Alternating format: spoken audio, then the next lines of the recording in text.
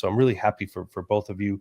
I know that you're short on time, and we cannot let you leave without going into the Smile Factor, because this is really important. We are back for 2025. It is a great way to kick off the year with some exciting news. It will be live by the time we go to FETC, this will drop on Monday, which will be a week later. And for those heading there, you'll get a chance to get your copy. If you are not going, not to worry. We're going to have a live link where you can order your copy as well. So our Smile Factor, Aimee, do you feel comfortable going first? I can go first. Go ahead. What am I doing? So all right. And that's why I work with Aimee. She says yes first and then goes, wait. Yes. So what we do at the end of each show is do a Smile Factor to give like our own personal reflections of what we learned that we're going to work on for the next week or so. What are some things that you took away from today that's going to impact your work over the next week or so?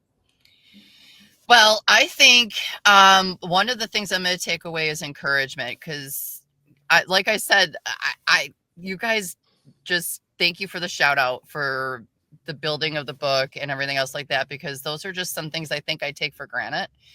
And I think that's something I really need to build upon, like those are, how else can I say it? Like, that's something like I just do, you know what I mean? And to be recognized for it, I hold it very dear to my heart, and I really appreciate it. So, and then the other thing moving forward, it's going to be collaboration and building friendships. I have to say, Lori, again, the collaborative nature of this project has been fantastic. Even Matt, when we decided to bring you in later into the mix. How nice of you. I'm saying to collaborate with you two has been an amazing experience. It's been a breath of fresh air.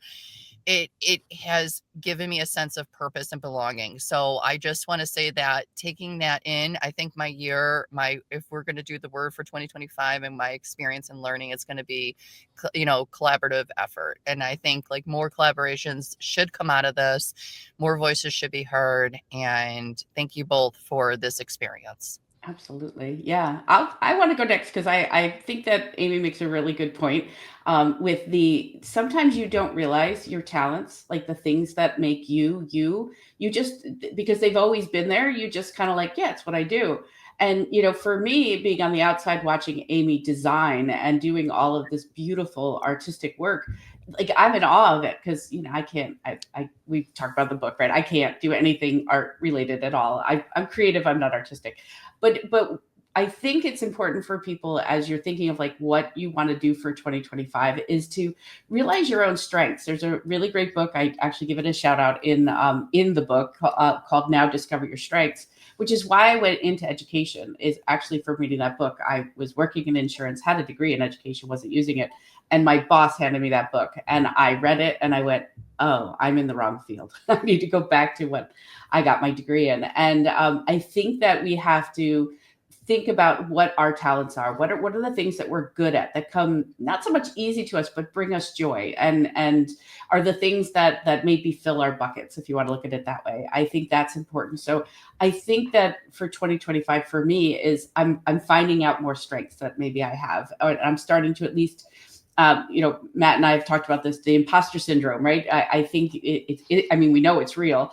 And I think I have to start realizing that I do have some talents and I do belong in certain spaces that I thought weren't possible. So I think that's going to be my goal, or my Smile Factor, however you want to look at it, for 2025 is to really focus on the strengths. Yeah, and I think, building off of both of yours actually is where I was thinking this. And one of the things that I've tried to do better, and really not to keep going back to Miami, but that really launched it, of like having other people help me. I always thought that if I didn't do it, either it wouldn't be done right, or that I would look weak. Like if when I was a principal, like I had to do everything. And then it's like, yeah, I don't know 90% of this. I got to learn some more stuff. And I think that's what I've been really trying to do in my Smile Factor for today and going forward, especially through this project, is do what I do well and let the other people do what they do well. So it brings in that collaborative nature that that Aimee was talking about, and then focusing on your strengths that Lori was talking about, that there are certain things I think I can do, but then there's others that others definitely can do better than me, and allow myself to not feel like less of if I let other people do a piece of a presentation or or build the book. Like, I'm so happy that, because it would have never come out as great as it is. So for me, that's my SMILEFactor, is bringing people close, and through that collaborative piece, where the product is going to be better, regardless of whose name's on it, regardless, because we're all in this to support other people. And that is kind of the theme of our podcast, the theme of our work, and Definitely. truly at the heartbeat of the book that you put out. So